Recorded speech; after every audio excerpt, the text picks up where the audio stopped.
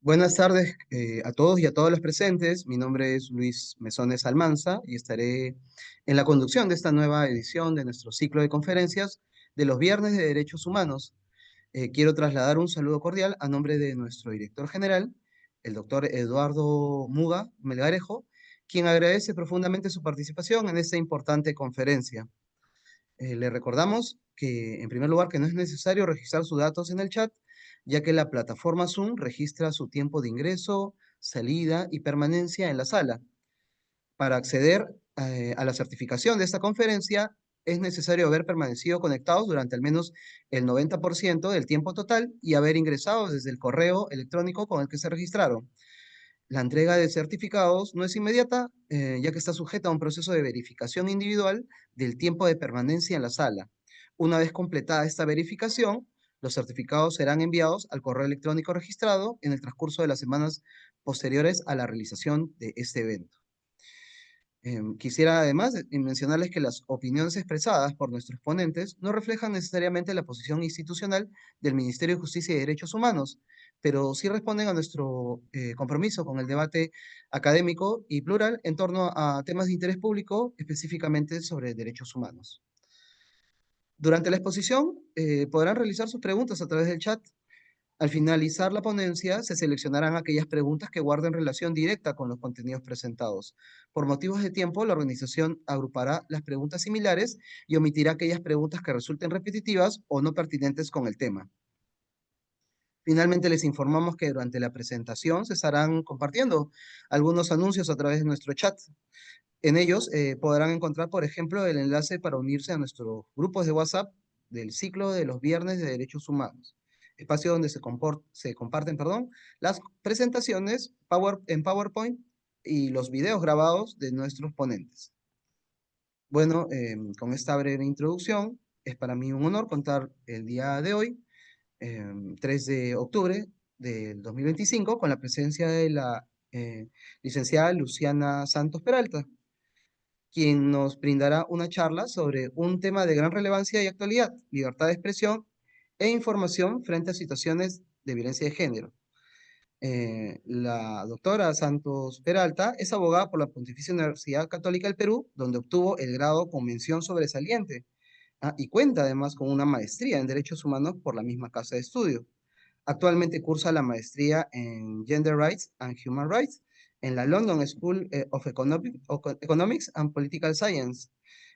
Tiene más de 10 años de experiencia profesional, ha trabajado en la defensa de los derechos humanos, el derecho a la salud, los derechos sexuales y reproductivos y la equidad social, articulando investigación, litigio estratégico e incidencias en políticas públicas. Su trayectoria incluye asesoría legal en casos de violencia basada en género, consultorías en organismos internacionales como la Comisión Interamericana de Derechos Humanos y la American Bar Association, así como con entidades nacionales como la Defensoría del Pueblo, el Ministerio de la Mujer, el Centro Peruano de Estudios Sociales y organizaciones indígenas como la ONAMIAP. En el ámbito académico ha sido docente, coordinadora y autora de materiales formativos en la Pontificia Universidad Católica, además de conferencista en espacios internacionales como la Global Alliance for Justice Education y la London School of Economics. Sus publicaciones incluyen libros y artículos sobre justicia de género, derechos colectivos, identidades indígenas, contribuyendo a la reflexión crítica y a la construcción de propuestas para el acceso a la justicia. Bueno, con mucho gusto les dejo con la doctora Lucía Santos Peralta para que nos pueda compartir esta valiosa presentación. Adelante, doctora, el espacio es suyo. Muchas gracias por participar. Muchas gracias a ustedes por la invitación y a todos y todas los presentes. Este tema, como señalaba, es de relevancia para una lectura de derechos humanos, para un tema de género, pero también sobre cuál es el tipo de justicia que proponemos y qué estamos haciendo como operadores de justicia para alcanzarla. Y justo para eso, antes de empezar con la eh, presentación formalmente, me gustaría compartir una investigación que se llevó a cabo hace un par de años por parte del equipo de investigación de La República y LRDAT. Para hacer esta investigación se revisó archivos judiciales de los últimos 10 años en el país, Fue una investigación que duró muchísimo tiempo. De hecho, el equipo periodístico que la realizó a cabo le tomó entre 6 y 8 meses recolectar toda la información y lograron obtener una cifra de terror.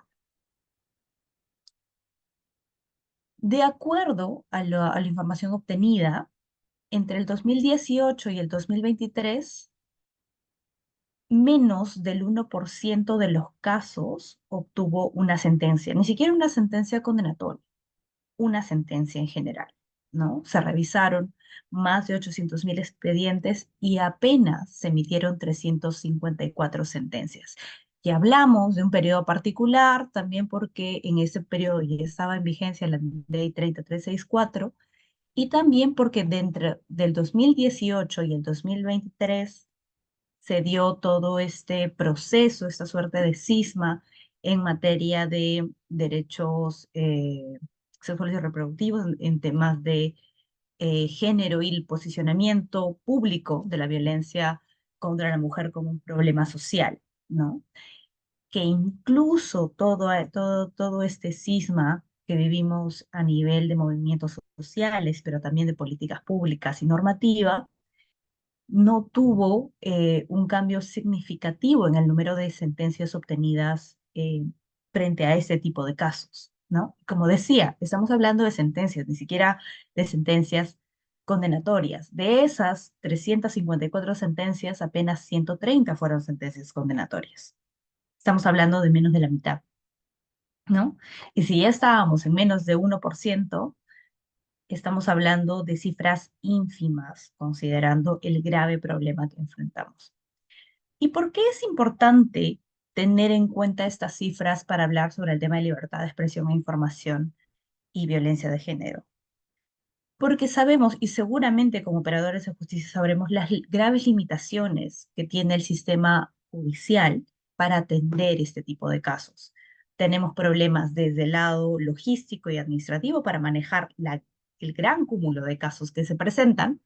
También tenemos un problema de falta de pruebas y evidencia, que es lo común y normal en muchos casos de violencia de género, ¿no?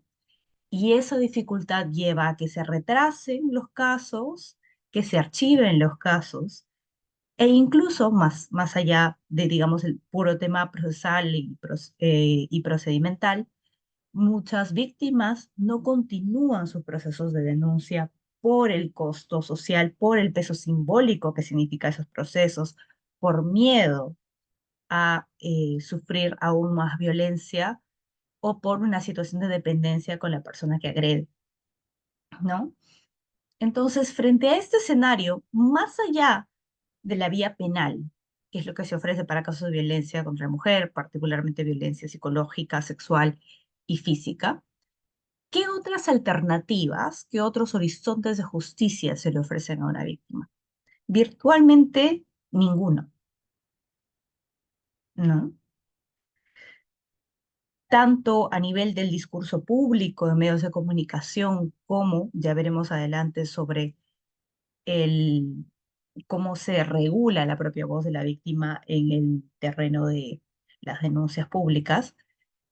Lo que se le dice a muchas víctimas es, si no hay una denuncia, no ocurrió. Si no llegaste a denunciar, ¿cómo es que esperas que el Estado intervenga? Y cuando se le voltea la torta y víctima habla sobre su caso de violencia, ¿qué es lo que ocurre? Cartas notariales, como hemos visto en muchos casos, denuncias por difamación, condenas por difamación incluso, que no siguen ni estándares internacionales ni estándares procesales a nivel nacional. Entonces, justamente por eso es que consideramos importante y necesario de hablar sobre este tema. Y para hablar sobre eso, primero tenemos que tener una base común. ¿Qué es una denuncia pública? Tal vez en el día a día no tengamos tan presente este término, sobre todo si es que hablamos desde el lado jurídico, porque denuncia casi siempre nos remite a este, una denuncia presentada directamente ante un operador de justicia, ¿no?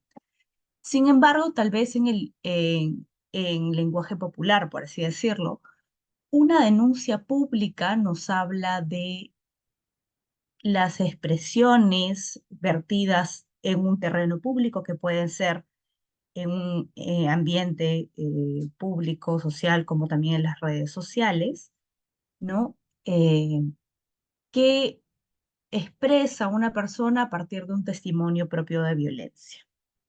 ¿Y cómo es que ocurren estas denuncias públicas? Porque no ocurren en el vacío. Una persona no denuncia públicamente porque le da la gana, sino también porque no hay otro terreno de justicia que se le ofrezca. Estamos viendo, justo al iniciar esta presentación, que tenemos un menos de 1% de sentencias y en todo caso menos de un 0,5% de condenas en casos de violencia contra la mujer, ¿no?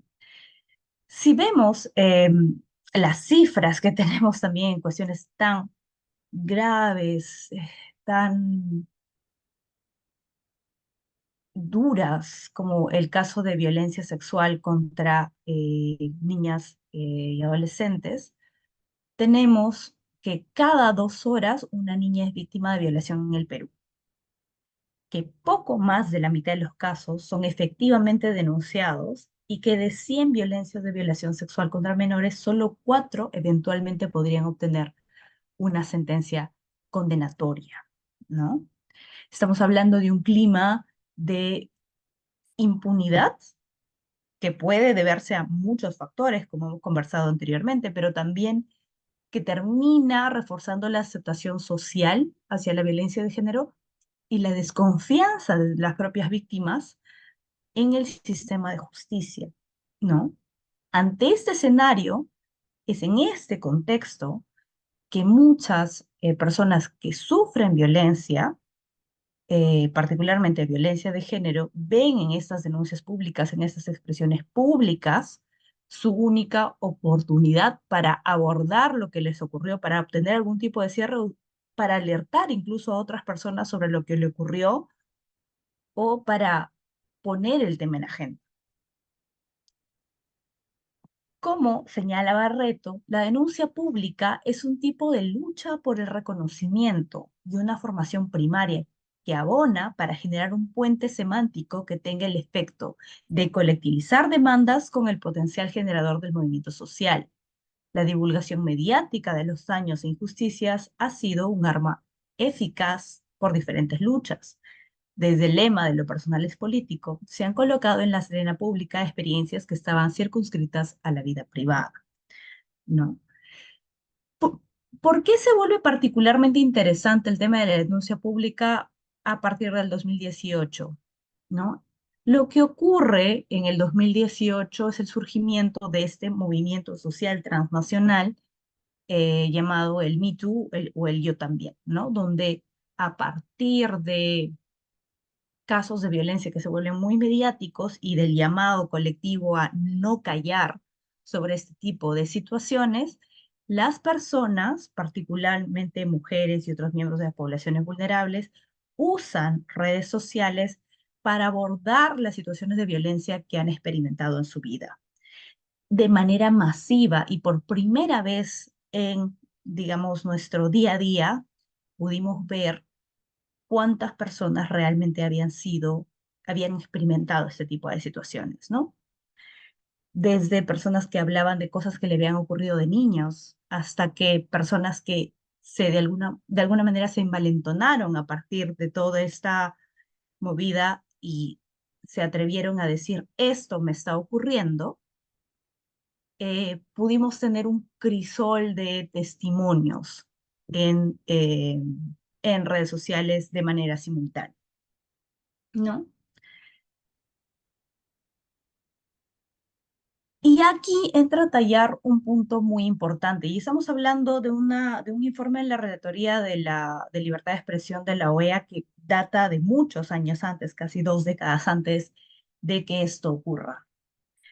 Y es que para poder garantizar una vida libre de violencia, para poder garantizar la protección y respeto de las mujeres y de las personas en general que sufren violencia de género, se considera imprescindible el derecho a la libertad de expresión e información. Como señala la Relatoría Especial, el ejercicio amplio y sin restricción de ese derecho va a permitir mayor participación activa de la mujer en la denuncia de abusos y en la búsqueda de soluciones que resultarán en un mayor respeto de sus derechos fundamentales. El silencio, como dice la Relatoría, es el mejor aliado para perpetuar los abusos y desigualdades a los que se encuentra sujeta la mujer en todo el hemisferio.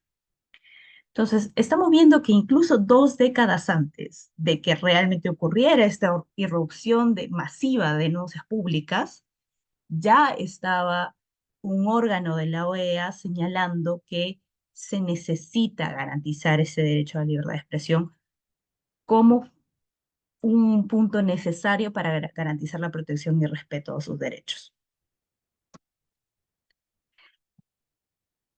Este derecho, más allá de cómo ha sido abordado dentro del ordenamiento nacional, ha estado fuertemente garantizado tanto a nivel del Sistema Universal de Derechos Humanos como del Sistema Interamericano de Derechos Humanos.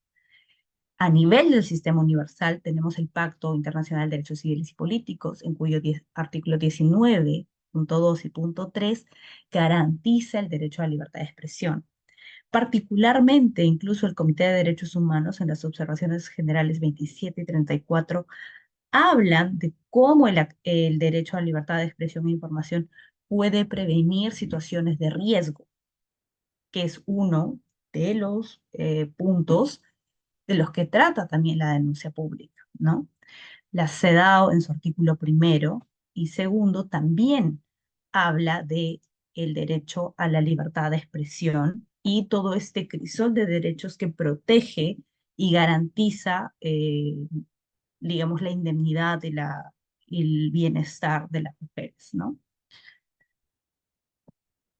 A nivel del sistema interamericano de derechos humanos, tenemos el artículo 13 de la Convención Americana relativo a libertad de expresión, pero también tenemos en el convenio de Belém do Pará los artículos 3 y 7 y tenemos jurisprudencia de la Corte Interamericana de Derechos Humanos, tanto la jurisprudencia que trata sobre violencia basada en género, que tiene estándares específicos para tratar este tipo de casos, para tratar el tema del testimonio, cómo se valora la prueba y cómo se valora, eh, digamos, el testimonio a nivel tanto procesal como preventivo.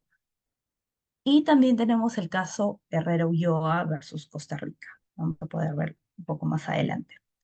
Este marco internacional de derechos humanos construye un argumento bastante sólido en la materia, ¿no?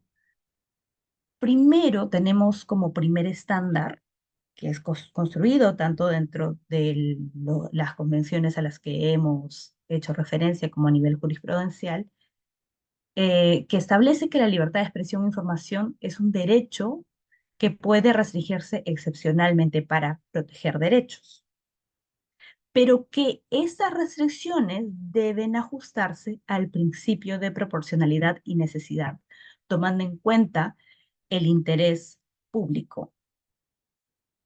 De ahí también tenemos, incluyendo el caso Ulloa, el que habíamos mencionado anteriormente, que se habla de que incluso en casos extremos, donde se hace la ponderación entre el derecho al honor y el derecho a la libertad de expresión, deberá resolverse en base al caso por caso. También se tiene que considerar no ir por una vía punitiva, si es que se puede obtener la misma satisfacción a través de la vía civil o constitucional, y que se tiene que valorar justamente la proporcionalidad, la necesidad y el interés público, ¿no? Eh, ¿Hay algún problema? Solo se colgó de mi lado. ¿Se sigue viendo la presentación? Se ha mantenido en la primera diapositiva, en tu navegador. Ah,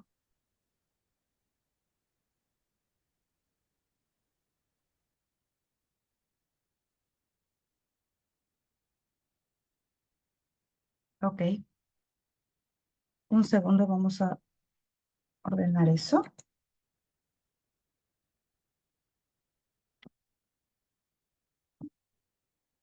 Quiero entender entonces, solo se ha podido apreciar eh,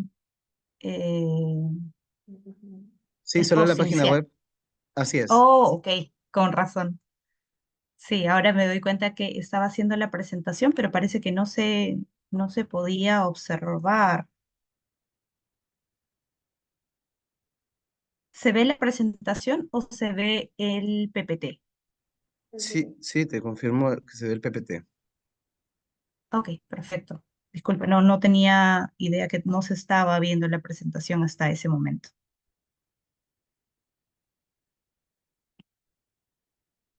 Perfecto. Como decía, se construye este argumento concatenado, ¿no? Como había señalado, libertad de expresión puede restringirse solo en casos excepcionales, que la restricción debe ajustarse a la proporcionalidad y al interés supremo que se busca proteger, y también que incluso en los casos donde se considere vulnerable el derecho al honor, no se vaya por vía penal, sino se prefiera la vía constitucional o civil.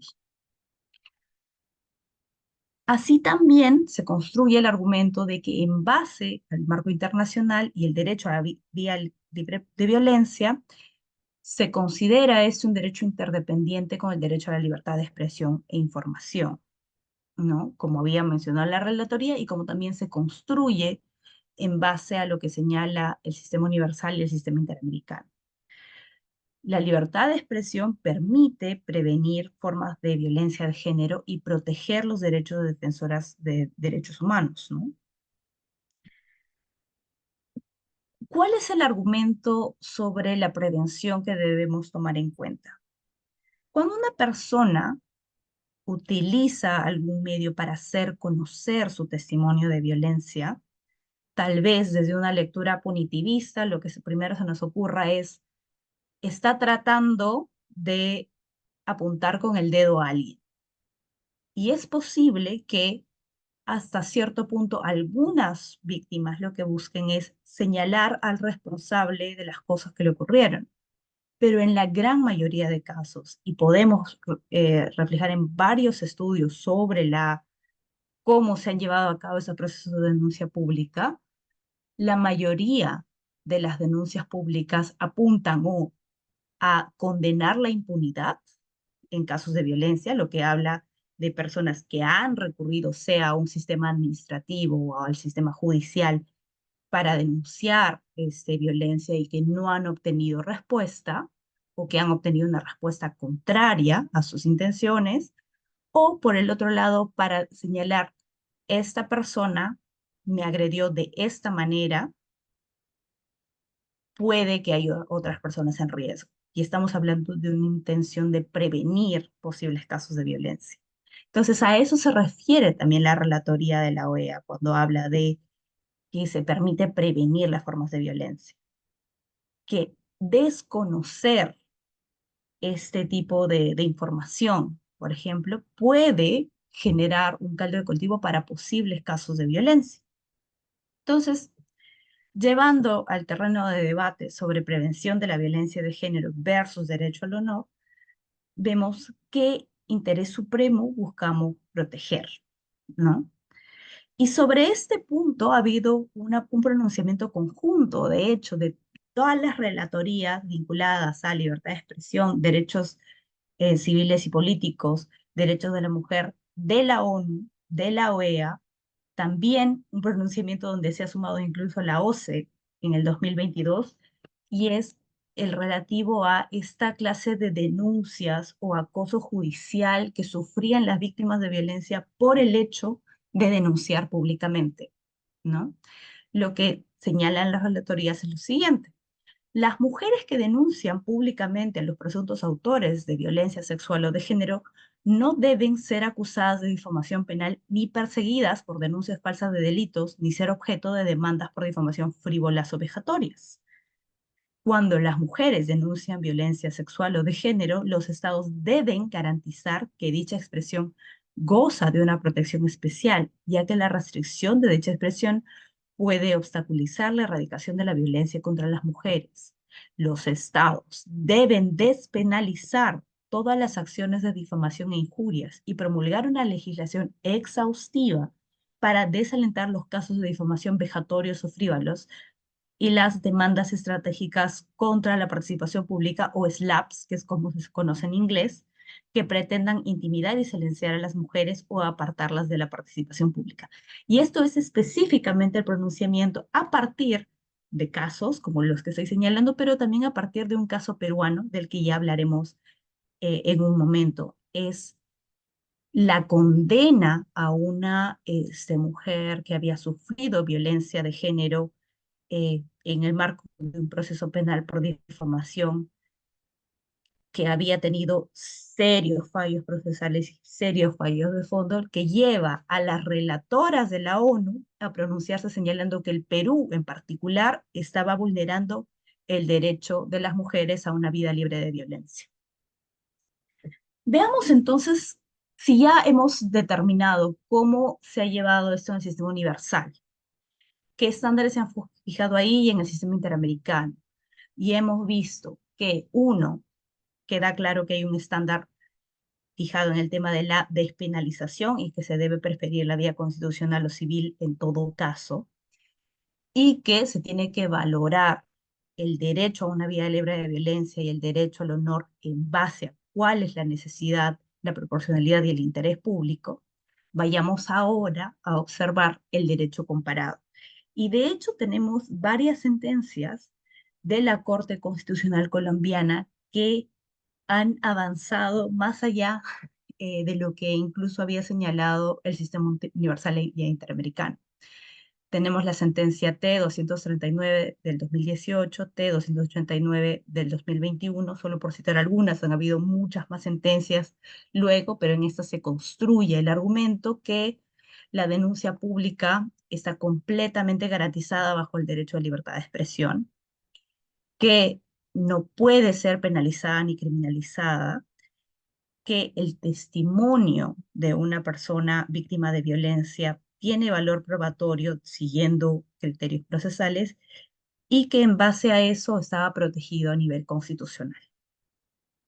Un argumento similar tuvo la sentencia de la causa 3794 de La Plata, donde hablábamos también de el peso del testimonio de personas en situación de particular vulnerabilidad, ¿no?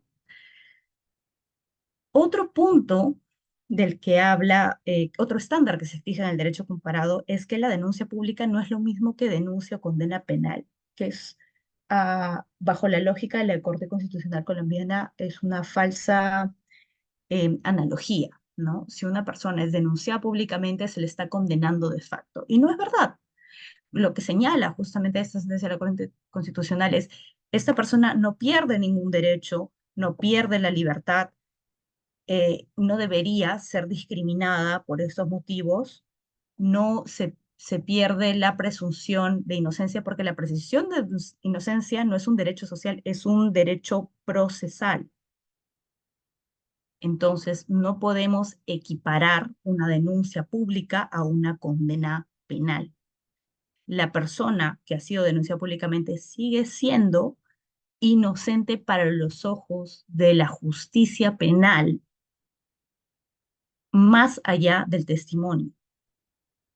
Lo que ocurre con la denuncia pública es la expresión de un testimonio que señala desde la persona afectada o sus allegados que esta persona se considera responsable de un evento de violencia en particular. Otro estándar que se fija en el derecho comparado es la denuncia pública como forma de legítima defensa, y es un argumento bastante interesante que sería necesario tal vez diseccionar hasta cierto punto. Esto es lo que construye el Tribunal Oral en lo Criminal y Correccional de Argentina, que señala, hace una, equipara de alguna manera la denuncia pública como a cualquier acto de legítima defensa frente a una amenaza o frente a una agresión, ¿no? Sé que por lo menos dentro de la academia abolicionista, por lo menos, se toma con pinzas el término legítima defensa, pero por lo menos sí incorpora elementos nuevos al debate. Y luego, pues, cuando se habla de la denuncia pública falsa, la Corte Constitucional colombiana también establece ciertas pautas para determinar que una denuncia es efectivamente falsa. Y son pautas que también tiene el derecho peruano. Una denuncia pública no es falsa simplemente porque no ha sido llevada al terreno de lo penal. Tenemos que tener mucho cuidado con eso, ¿no? Una denuncia pública solo es falsa, efectivamente, cuando se pueda probar no solo la falsedad de los hechos, sino el conocimiento e intención de la persona que denuncia de difamar a, a la persona a la que ha denunciado públicamente, ¿no? Y eso también ya lo dice el derecho peruano, de hecho, más allá de los proyectos de ley que ciertos sectores del Congreso quieran impulsar, el derecho peruano ya ha regulado el supuesto de denuncia pública falsa y establece estándares para considerar una denuncia falsa o calumniosa, ¿no? No es que ahorita cualquier persona pueda inventar una historia y difundirla sin ningún, eh, digamos, sin ningún límite. Ya existen límites y existen en base a la intencionalidad, al conocimiento de que los hechos eran falsos y a la probada falsedad de los hechos. Se tienen que cumplir esos tres criterios. Aquí podemos ver como un pantallazo cómo es que el Tribunal Constitucional colombiano ha abordado justamente este tema de denuncia pública como libertad de expresión y denuncia pública falsa o sancionable. Desde el primer lado, en la sentencia 289 del 2021 señala, el silencio como herramienta y como consecuencia de la hegemonía patriarcal ha servido también para ocultar diferentes formas de violencia de género, motivo por el cual la libertad de expresión de las mujeres tiene un valor fundamental agregado en su protección y en virtud del cual este no solo implica la posibilidad de expresar hechos u opiniones libremente, sino también la posibilidad de denunciar las conductas discriminatorias de las que ha sido sujeta. Así, la libertad de expresión en las mujeres se convierte en un mecanismo de defensa y denuncia contra actos que atentan contra su dignidad y de las que son víctimas debido a su condición de mujeres. En la sentencia 239 del 2018 señala que los discursos que aluden a la protección de los derechos de las mujeres y específicamente el derecho a estar libre de violencia como el abuso o el acoso sexual, que además son delitos, son manifestaciones del derecho a la libertad de expresión de interés público que revisten de una protección especial con fundamento en el deber de debida diligencia a la prevención, investigación, sanción y erradicación de las formas de violencia contra la mujer. Y como habíamos señalado, tenían también algunas pautas sobre el tema de la denuncia falsa o sancionable en la denuncia 239, en la sentencia 239 también. Eso es lo que señala la Corte.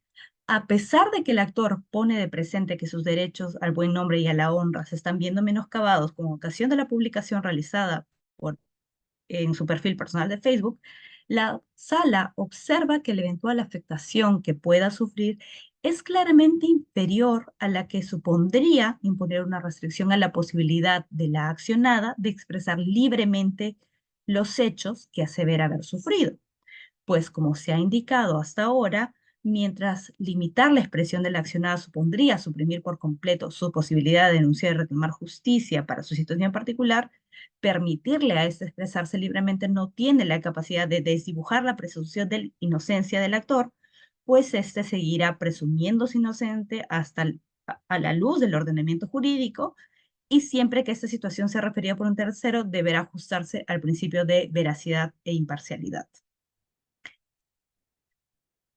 Veamos entonces el caso de las denuncias públicas en el Perú. Y para esto vamos a hacer referencia a un caso de litigio estratégico y un caso que fue bastante visible en nuestro país, que es el caso de Marcela Poirier.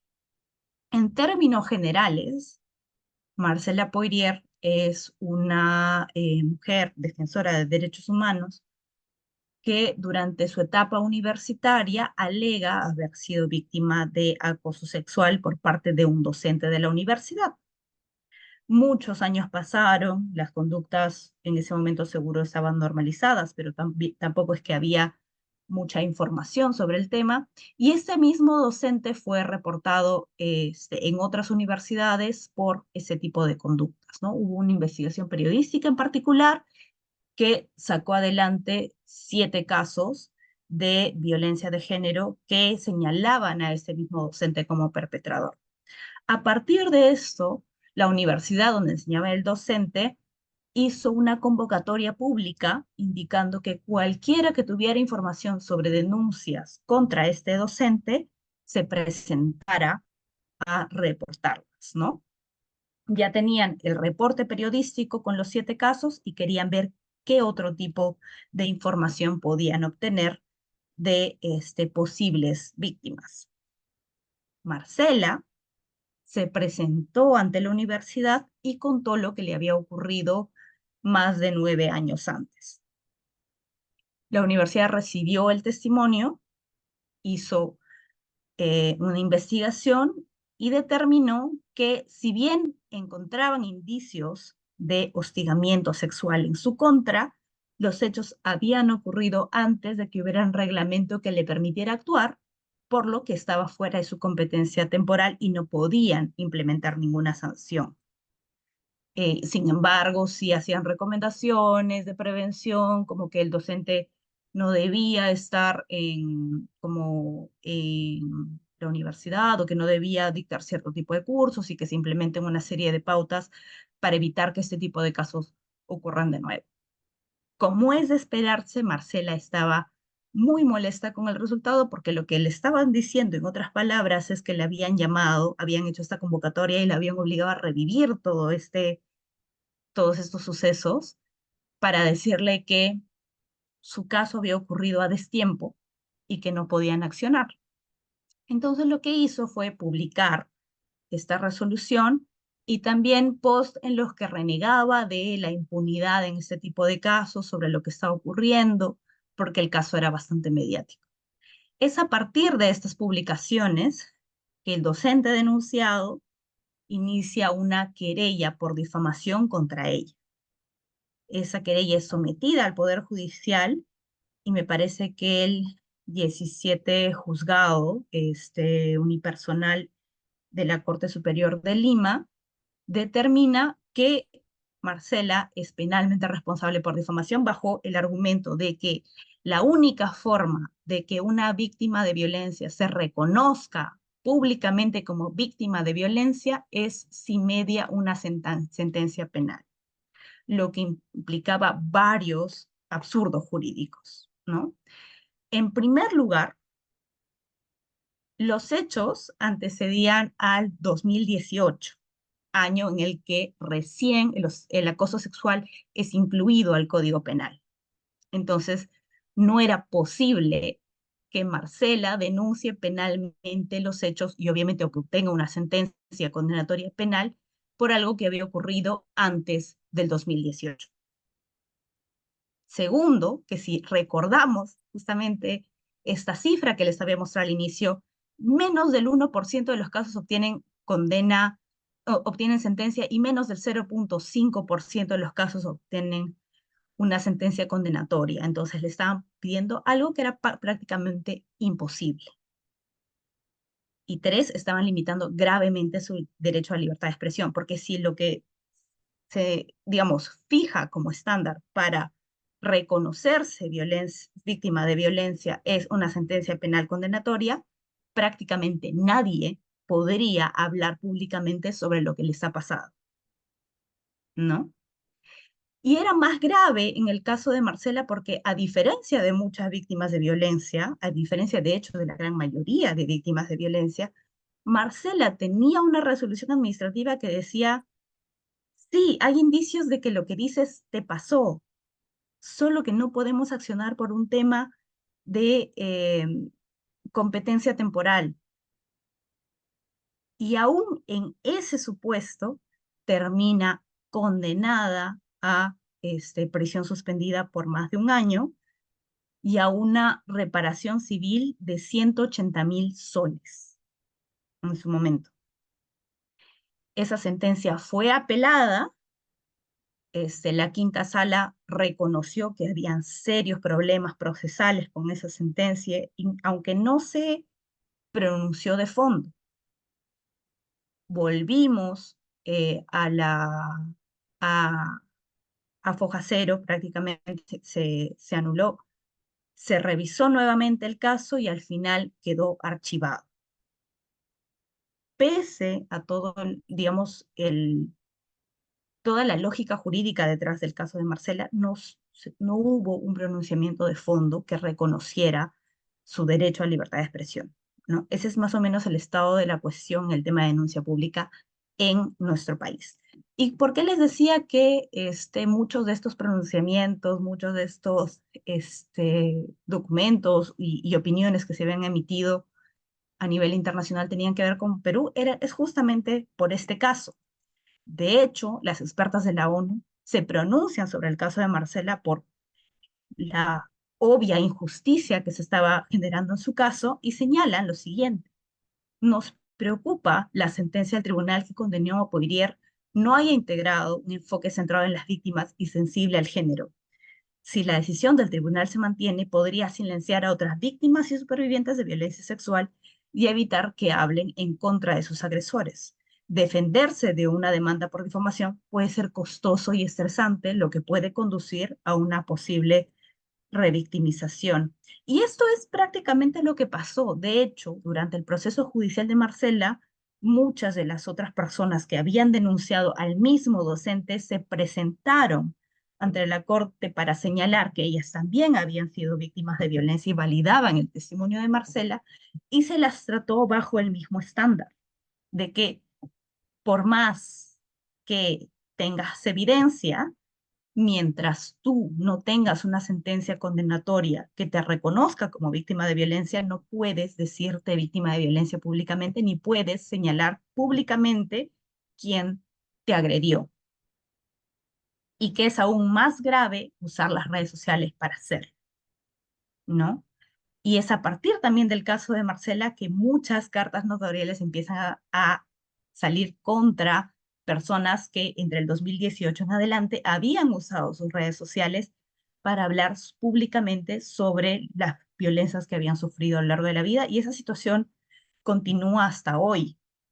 Si bien al momento no tenemos una cifra clara de cuántas víctimas de violencia o denunciantes de violencia han sido condenadas por difamación, solo en el medio de abogados, abogadas que trabajan en estos casos, sabemos que hay una ola creciente que va desde el 2021 en adelante, y que el caso, la mediaticidad del caso de Marcela tuvo mucho que ver.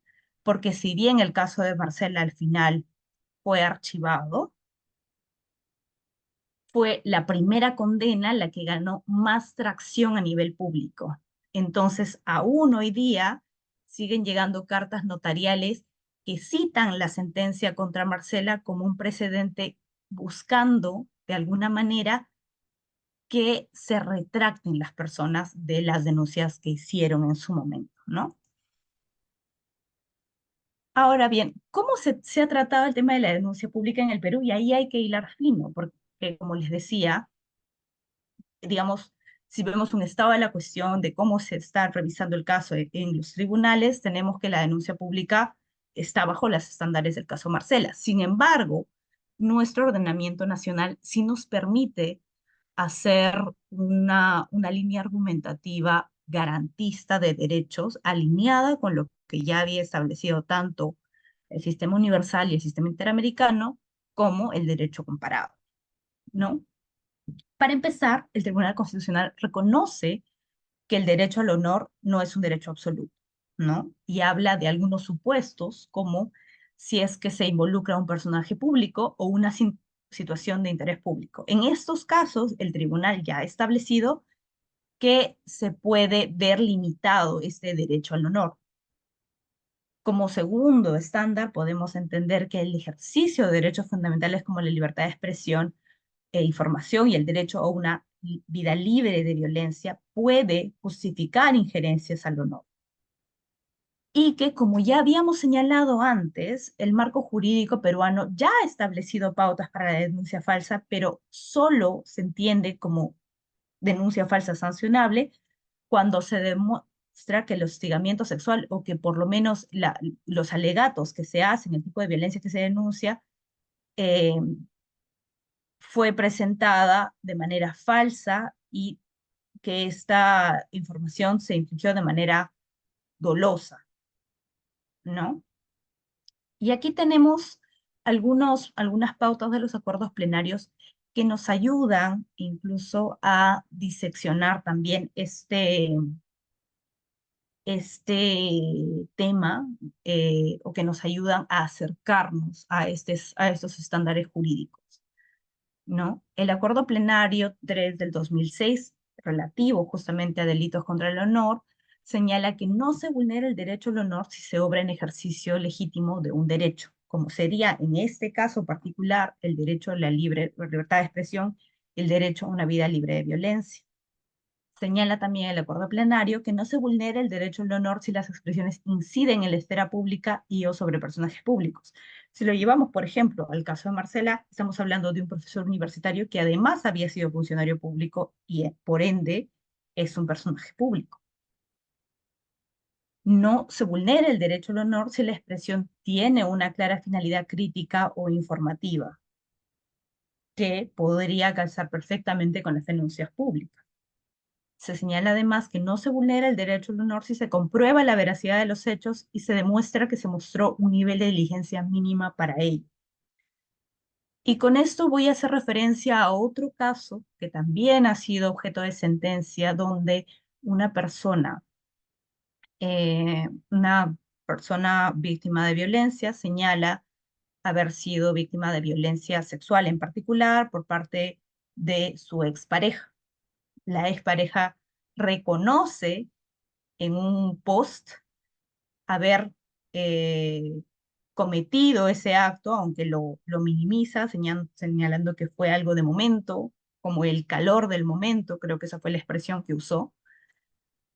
Y cuando la denunciante presenta eso como evidencia de que había sufrido violencia, la fiscalía decide no abrir investigación, señala que no es suficiente para un proceso de investigación por violencia sexual.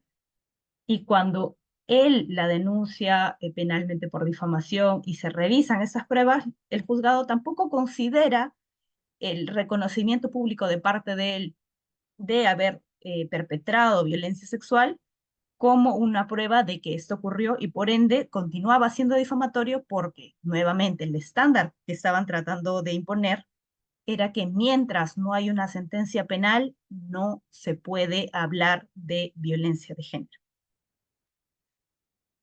Por último, el acuerdo plenario número 3 del 2006 señala que el hecho constituye un delito penalmente sancionable, o sea, estamos hablando de la denuncia en este caso, solo si se comprueba el animus diffamandi.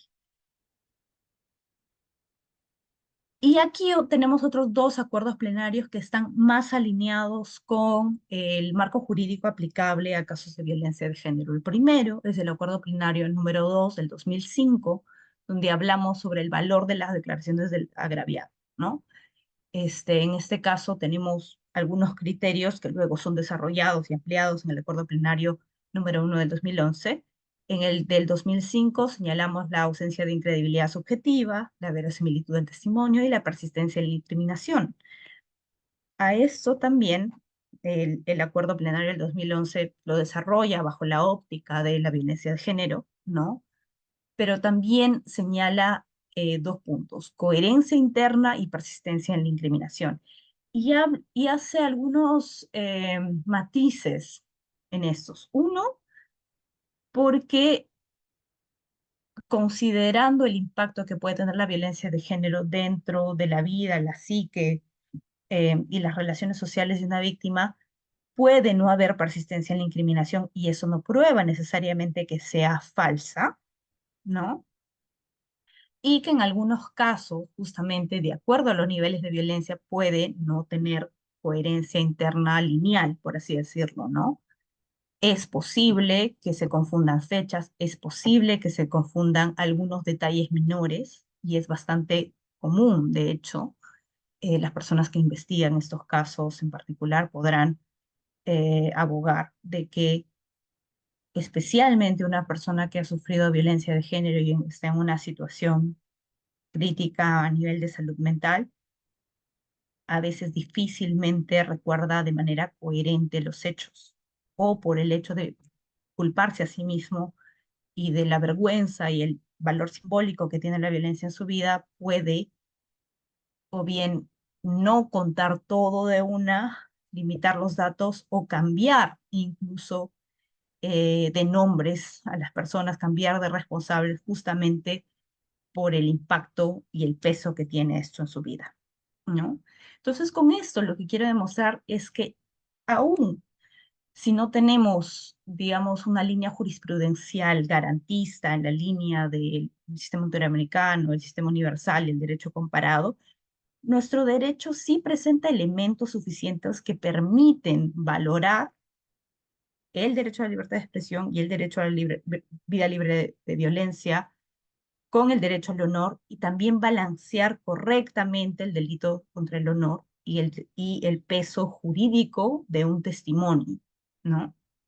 De nuevo, más allá de los proyectos de ley que ciertos sectores reaccionarios del Congreso quieren impulsar diciendo que ahorita cualquier persona puede ser condenada, que es probadamente falso con los datos que presentamos al inicio, existe ya un marco jurídico que garantiza hasta cierto punto el derecho al honor y que señala en qué caso se puede hablar realmente de una denuncia falsa.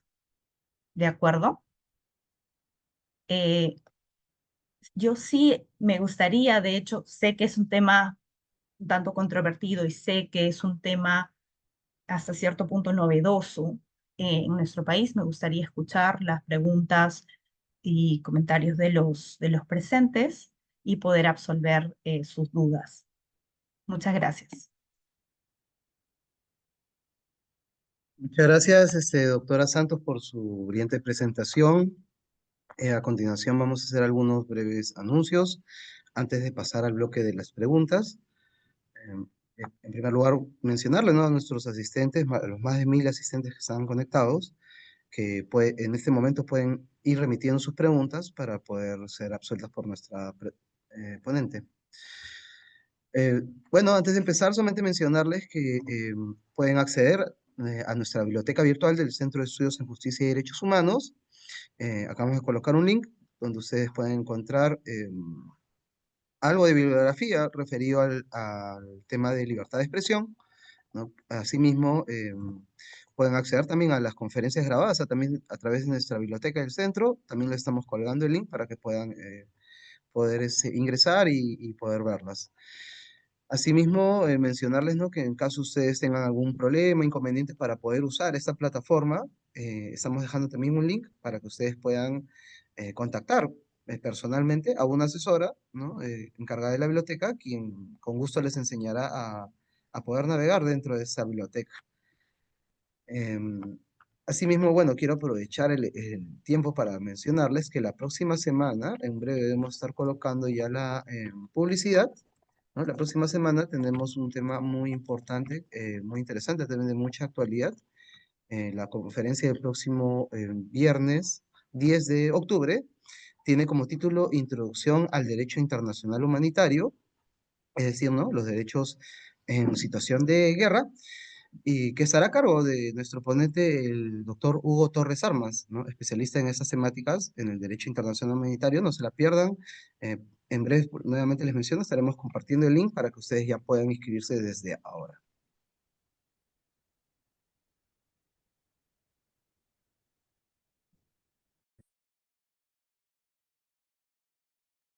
Leo, voy a leer. Ok, doctora, entonces vamos a empezar con las preguntas que nos han enviado los participantes.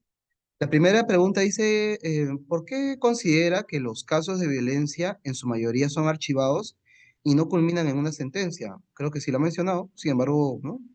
De repente puede detallar un poco más. Dice, doctora, además, otra pregunta más dice, doctora, ¿qué presupuesto se debe cumplir para que se ampare una denuncia penal por el delito de denuncia calumniosa falsa de violencia familiar? Si desea, pueden empezar con la primera pregunta. Sí, sobre la primera, al inicio de la presentación hicimos algunos comentarios al respecto.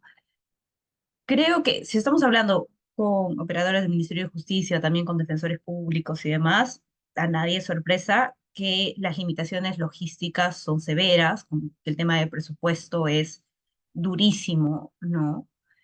Para poder llevar adelante este tipo de casos, ¿no? Poder realizar acompañamiento legal, asesoría legal y también poder continuar con estos procesos, ¿no?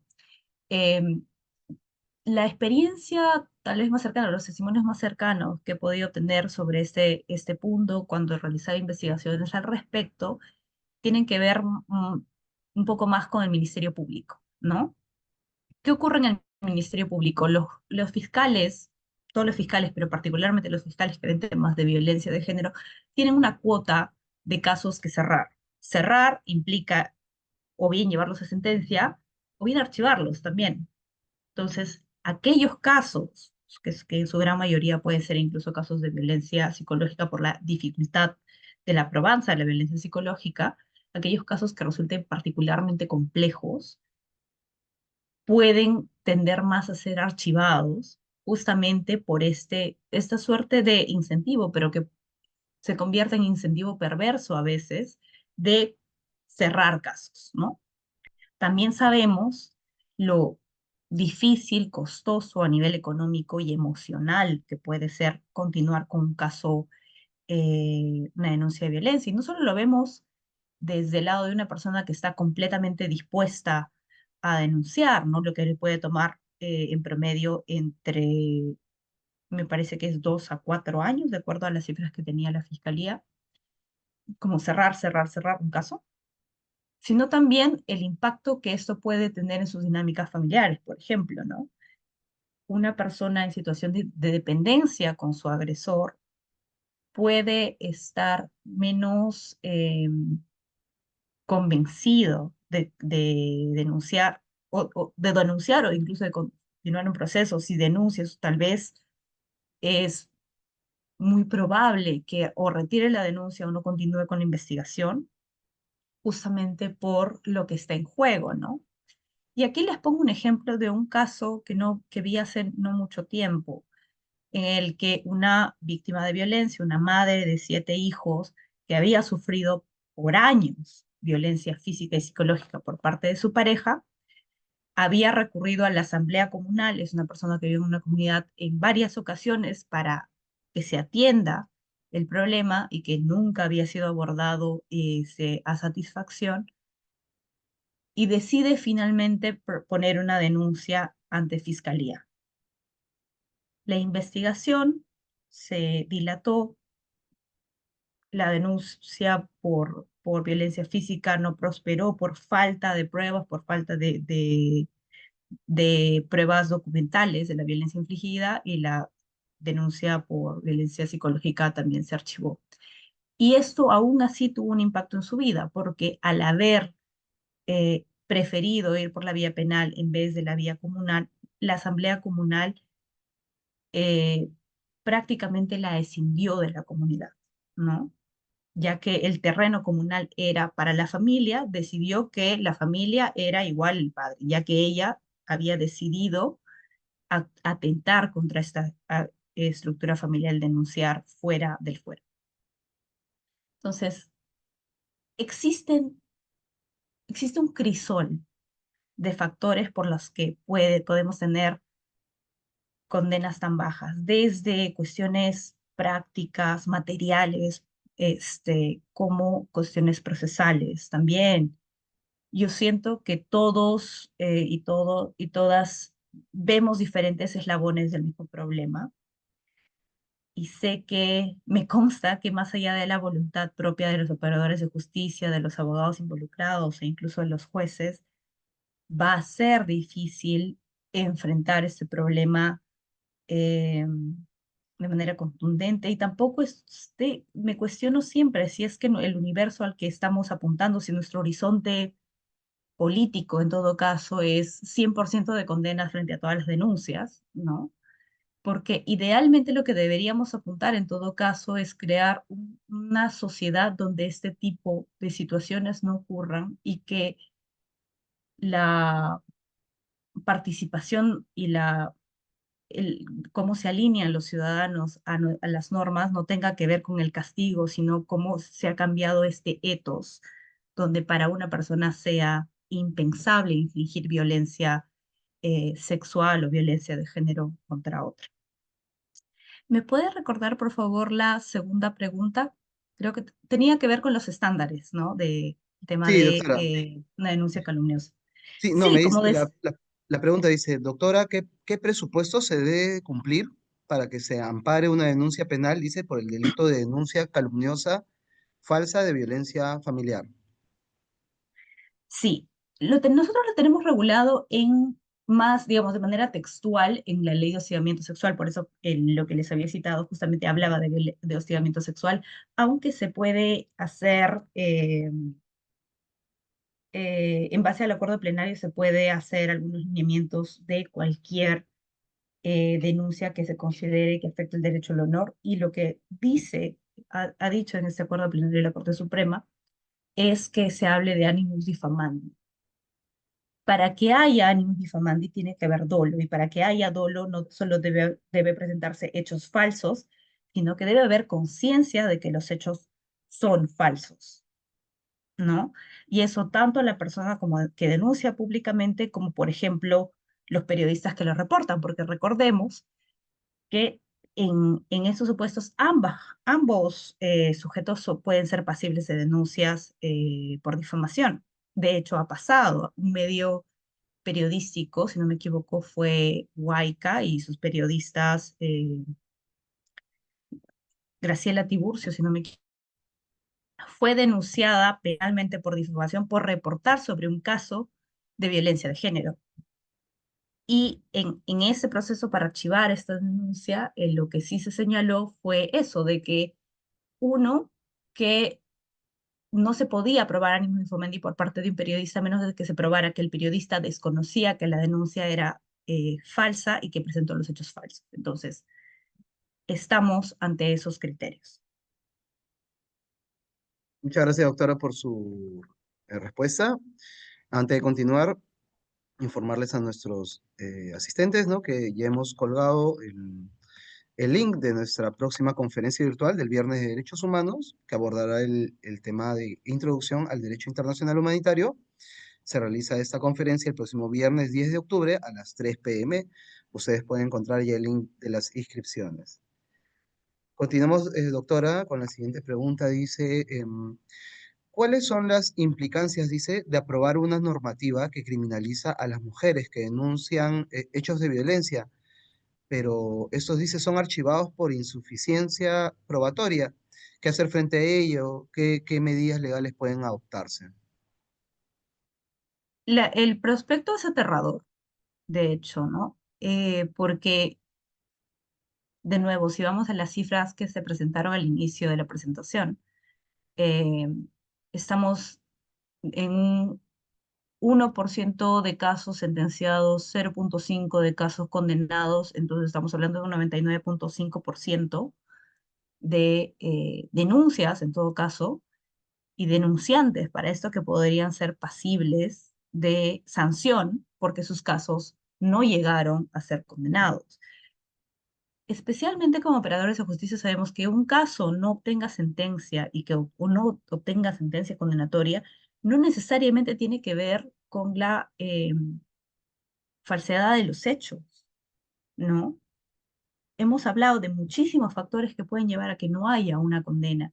Y aprobar una normativa en ese sentido pondría en peligro a más del 99,5% de víctimas de violencia que efectivamente denuncian, que ya de por sí es un universo más pequeño, ¿no? Como señalábamos también al inicio, si solo vemos el tema de la violencia sexual contra menores de edad, estamos viendo que menos de la mitad de los casos son efectivamente reportados. Entonces, no solo esa normativa iría contra las víctimas que deciden armarse de valor y denunciar, sino que también sería un incentivo para que cada vez menos personas elijan seguir un proceso penal por violencia de género, ¿no? ¿Existen recursos? Claro que existen recursos. Para empezar, si esa ley es aprobada, tenemos recursos a nivel interno para contestar la constitucionalidad de esa norma, y también podemos recurrir a procesos como el amparo para evitar su aplicación. Tenemos también algunos recursos dentro de la argumentación jurídica para alinearnos a los preceptos convencionales, ¿no? Pero lo que más, en ese momento más me preocupa no es necesariamente el need and read, el tema procesal, sino cómo este discurso está ganando tracción pública, ¿no? Porque pese a la gran diferencia que hay en las cifras, el mensaje que se está vendiendo al público, y por eso hay muchas personas que eh, se están alineando más con proyectos normativos como el que presenta Muñante, es que en el Perú se condena a cualquiera, todos son pasibles de condena simplemente por el que les haga un testimonio en contra, y eso es falso, ¿no? Es probadamente falso. Muchas gracias, doctora. Vamos a continuar con las siguientes preguntas. La siguiente dice, ¿qué rol cumplen los medios de comunicación en la construcción de narrativas que pueden reforzar o combatir estereotipos de género? Creo que han cumplen un rol fundamental, lamentablemente han cumplido un rol nefasto también, eh, especialmente representar a uno, a justificar las situaciones de violencia, representar a las víctimas de violencia como personas a las que no se debe creer o que están sobredimensionando las cosas, ¿no? Aunque sí, tal vez el discurso ha cambiado considerablemente, especialmente a partir del 2018, ¿no? Y eh, todo este cisma casi global que se vivió, aún podemos encontrar comentarios en programas, desde programas periodísticos como programas de entretenimiento, que identifican el rol de las mujeres como un rol pasivo, alguien que debe seguir cierto tipo de pautas de comportamiento y que si no las sigue es pasible de sanción.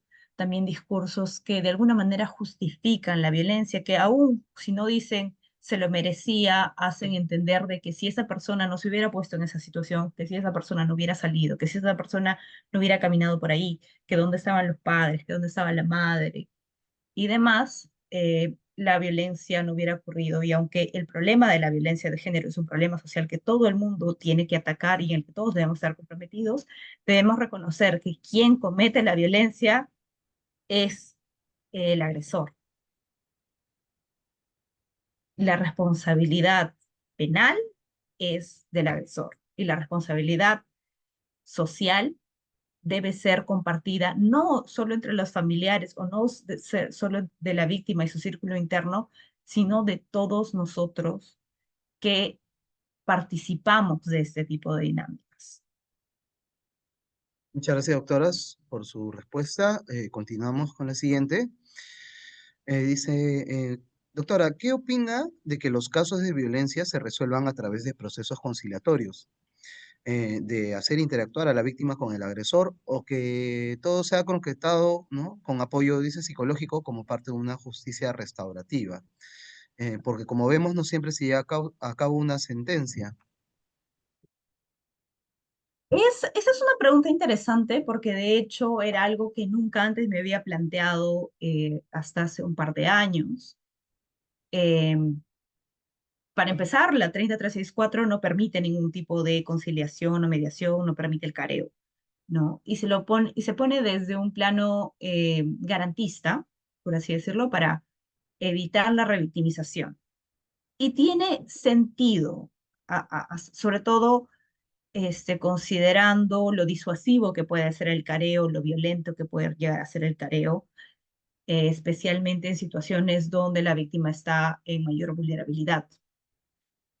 Sin embargo, creo que estamos agotando nuestro horizonte de justicia bajo el sistema penal. Y no lo digo como una derrota, no lo digo como, a ver, simplemente echar las manos al aire y decir esto no funciona, sino que no, no sé si es posible llegar a un horizonte de justicia garantista o restaurativo si solo nos concentramos en la vía penal, ¿no? Para empezar, s- tenemos que entender que cada persona que es víctima de violencia tiene necesidades diferentes. Algunas pueden poner mucho más énfasis en la reparación, algunas pueden poner mucho más énfasis en la sanción y algunas incluso pueden poner más énfasis en la prevención.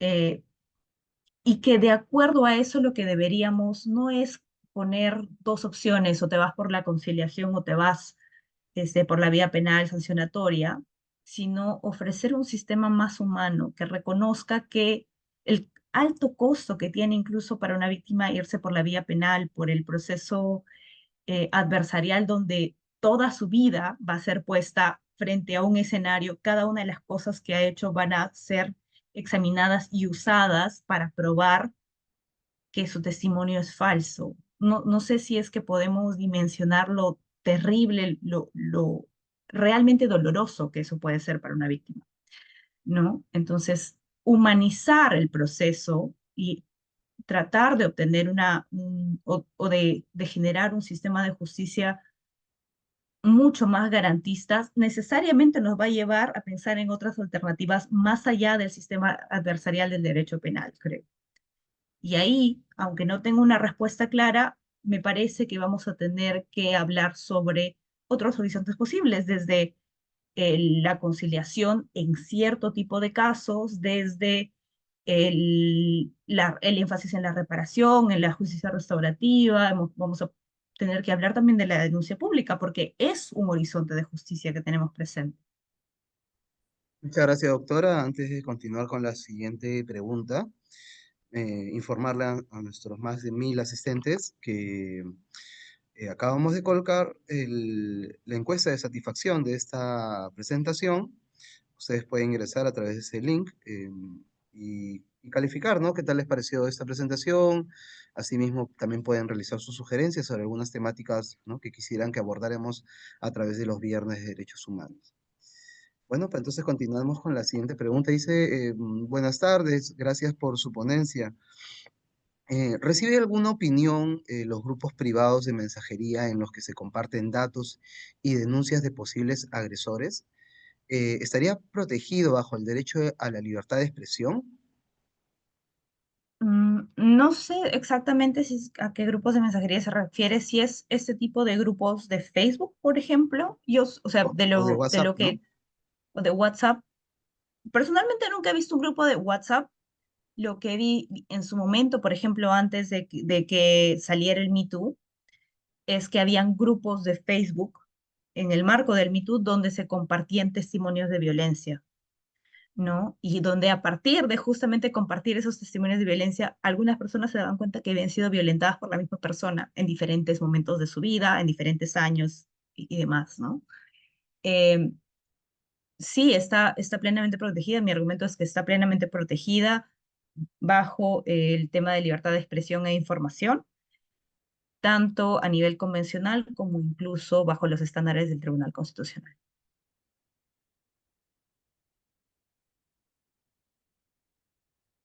Muchas gracias. Vamos a continuar con la siguiente pregunta. Dice, ¿qué medidas inmediatas deberían fortalecerse en el Perú para prevenir la revictimización de mujeres que denuncian violencia de género? Uy, tendríamos, eso es una tesis doctoral, la verdad. Pero para empezar,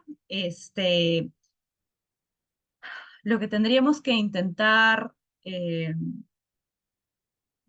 eh, un compromiso, deberíamos comprometernos realmente con la sensibilización del personal, del sistema de justicia, y no una sensibilización nominal, no solo a recibir unas charlas. O sea, no podría decir, por ejemplo, si terminamos esta conferencia, que las 1000 personas que participaron están sensibilizadas.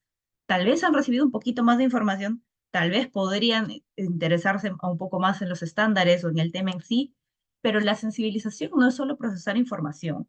La sensibilización es empatizar, conectar emocionalmente, que la información que llegue a nosotros nos interpele, nos haga eh, repensar la forma en la que interactuamos con el mundo, la forma en la que procesamos la violencia, la forma en la que evaluamos una situación tanto de nuestra propia vida como de las personas que nos rodean. Y ese proceso es bastante largo y complejo, pero lo que puedo garantizar es que un operador de justicia realmente sensibilizado en violencia de género difícilmente va a dejar que una persona víctima de violencia sea revictimizada por el sistema. Mm. Ok, doctora, continuamos entonces con las preguntas. Dice la siguiente pregunta. Doctora, dice, yo denuncié por acoso en el Poder Judicial a mi compañero de trabajo y estoy aún en el proceso, el cual no ha avanzado. La pregunta que tiene la persona es, dice, ¿él me puede denunciar por difamación? De que puede hacerlo, puede hacerlo. Eso es una de las cosas que nos asusta más y por las que justamente mi punto es plantear este tipo de cosas, porque se tiene que, digamos, visibilizar el vacío jurídico que tenemos. Actualmente hay personas que, como digo, incluso con evidencia de haber sido víctimas de violencia de género, incluso con la confesión escrita de la parte perpetradora, han sido condenadas por difamación. De hecho, en una sentencia que se emitió en diciembre del año pasado, que estuve estudiando, eh, una, la, el archivo del caso, el archivo de su proceso judicial, fue usado como prueba de que su denuncia era falsa. Entonces, sí es necesario, y no es por introducir miedo a nadie, pero sí es necesario abogar por un acuerdo plenario, por ejemplo, que establezca límites claros a este tipo de acciones y que reconozca la denuncia pública.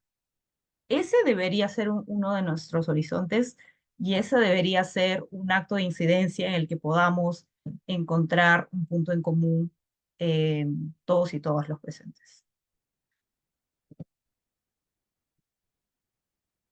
Muchas gracias, doctora. Solamente mencionarle a nuestros asistentes que también hemos colgado, ¿no? Algunos de los links de nuestras próximas conferencias. Como ustedes sabrán, a través del Centro de Estudios se realizan conferencias como esta de lunes a viernes, cada día con una temática en específico. En ese sentido, mencionarles que el día lunes, en el marco de los lunes universitarios, se abordará la temática la ética informática y micrograbación de documentos electrónicos. Esta conferencia se llevará este próximo lunes 6 de octubre a las 11 de la mañana.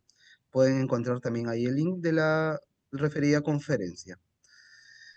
Ok, continuamos entonces. La siguiente pregunta dice, doctora, si la Fiscalía archiva los casos de violencia por falta de pruebas, ¿eso no sería un criterio objetivo? No necesariamente, porque pongamos el supuesto de los casos de violencia psicológica, que esos, como digo, justamente ha sido uno de la materia de análisis de buena parte de esta investigación, que habla del menos del 1%. ¿Qué pasa con los casos de violencia psicológica? Uno, que para pasar evaluación por medicina legal pasa muchísimo tiempo, ¿no? Si yo, por ejemplo, voy ahora y denuncio por violencia psicológica a X persona, me van a mandar de 6 a 8 meses tranquilamente, dependiendo de la parte del país en la que denuncie, ¿no? Justamente por el backlog que hay, por toda la cola, digamos. Y lo que estaba ocurriendo hasta hace poco, por ejemplo, es que Ante esa situación, lo que se hacía era que la evaluación psicológica sea llevada a cabo dentro del marco del sistema de atención, ¿no? De los SEMS. Pero muchas veces la fiscalía misma ha considerado que los informes psicológicos emitidos por los SEMS no tienen el valor probatorio que tiene el informe de medicina legal, entonces archivo. O sea, o te comes los 6 u 8 meses, por decirlo de manera coloquial, o te comes los 6 u 8 meses esperando a medicina legal, o te arriesgas a que te haga una evaluación psicológica, incluso un operador de justicia, un operador del sistema de atención plenamente garantizado por el Estado y que eso no valga para la fiscalía, ¿no? Entonces no estamos hablando de una prueba objetiva de falsedad, estamos hablando de un cuello de botella a veces insalvable. Y otro problema que también estaba ocurriendo con el tema de las denuncias de violencia psicológica es que en el caso de violencia psicológica tú puedes probar de que hay daño psicológico, ¿no? Puedes probar de que eso ha generado cuadros de ansiedad generalizada, que eso ha probado un cuadro de depresión severa, etcétera, pero a veces lo que se argumenta es que no puedes demostrar la causalidad. Eso es lo que incluso se argumenta en la corte, ¿no? Cuando vas a un proceso judicial con esa prueba, te dicen, ok, la persona sí tiene una afectación cognitiva, pero ¿cómo demuestras que esa afectación cognitiva es producto de los insultos o agravios que ha podido sufrir en manos de esta persona y no de su historia de vida, de su desarrollo profesional, etcétera? Que termina con eso cerrando ese tipo de casos, ¿no? Entonces, lo, creo que deberíamos irnos de esta sesión entendiendo que un archivo o un caso que no termina en condena no demuestra que el caso es falso. Hay muchos otros problemas que podrían presentarse que hacen difícil una sentencia condenatoria, pero el hecho de que no hay una sentencia condenatoria no significa que el testimonio sea falso. Muchas gracias, doctora, por su respuesta. Ya estamos casi por finalizar. Nos queda tiempo para hacer una pregunta. Vamos a disculparnos con aquellos asistentes que no han podido, no han podido trasladar sus preguntas. Esta pregunta casi sería la final. Doctora, dice, ¿qué responsabilidad tenemos como sociedad para identificar a las personas, dice, que no están bien psicológicamente y que se convierten en agresores, ¿no? Sería una pregunta, ¿no? Básicamente, ¿qué haríamos, qué hacemos con las personas agresoras? Creo que cada vez estoy más convencida de esta frase de que un agresor es, es un hijo sano del patriarcado. O sea, las personas que agreden no son monstruos en nuestra sociedad, caminan entre nosotros, son personas que se han criado con parámetros incluso similares, eh, pero donde, digamos, se reproduce un paradigma misógino a veces, homofóbico, ¿no? Eh, que genera que esta persona encuentre su valor o su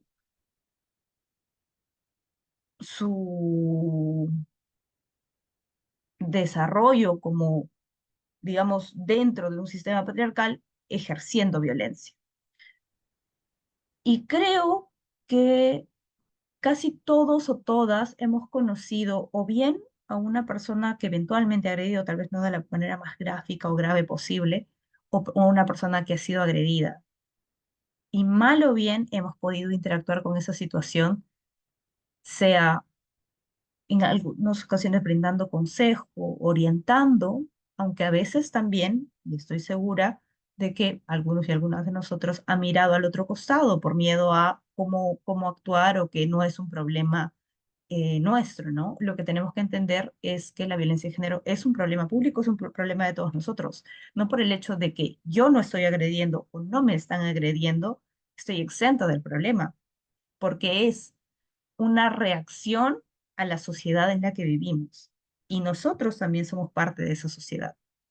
Entonces, es a partir de la educación, es a partir de enfrentar de manera frontal los estereotipos de género, los discursos misóginos, esos discursos que estigmatizan y que le restan valor a las víctimas de violencia de género o que justifican la violencia, o estos discursos, incluso esos que transforman a quienes agreden en monstruos, ayuda, porque si nosotros identificamos a estas personas como ajenas a nuestra sociedad, nos estamos limpiando las manos también de alguna manera. Muchas gracias, doctora Santos. Le comento, ¿no?, que nos han llegado varios comentarios a través de la caja de preguntas y respuestas, que más que preguntas a veces son extenderle nuestra felicitación, ¿no?, por su presentación. Eh, para terminar, doctora, algunas palabras finales, reflexión, ideas, fuerzas que usted considera que deberíamos llevarnos de esta presentación.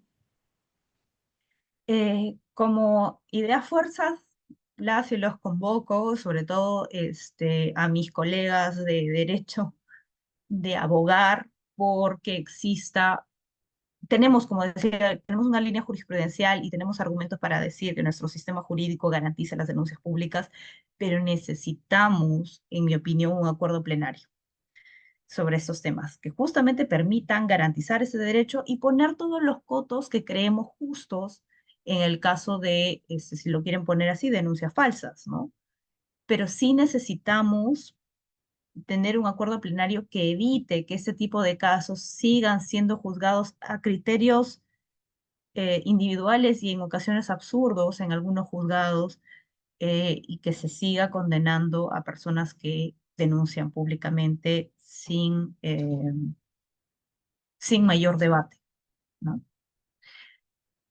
Principalmente eso. Y muchas gracias por su participación. Quedo atenta también a lo que me digan desde el Ministerio de Justicia. Muy feliz de participar y muchas gracias por el espacio para poder hablar de este tema. Muchas gracias a la doctora Lucía Santos Peralta por su exposición sobre la libertad de expresión e información frente a situaciones de violencia de género.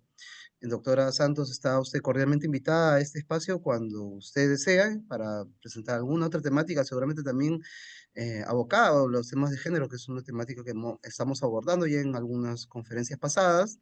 ¿No? Para nosotros siempre es un honor poder contar con distintos expertos de su materia. Bueno, entonces, para finalizar, solamente mencionarles, ¿no?, que los esperamos el próximo viernes. Ya estamos colgando a través de los grupos de WhatsApp. Acaban de colocar nuestro cuarto grupo de WhatsApp, el cual ya tenemos casi lleno. Recuerden que no es necesario que se inscriban en todos los grupos, ya que en cada grupo pasamos la misma información. Doctora Santos, si usted lo permite, ¿no?, nos brinda después su presentación PowerPoint, que todo el mundo nos lo está pidiendo, y estaremos Claro que sí. compartiendo a través de este grupo su presentación. Nuevamente, muchas gracias y conmigo será hasta el próximo viernes. Que tengan un muy buen fin de semana. Buen Buenas fin de tardes. semana. Adiós.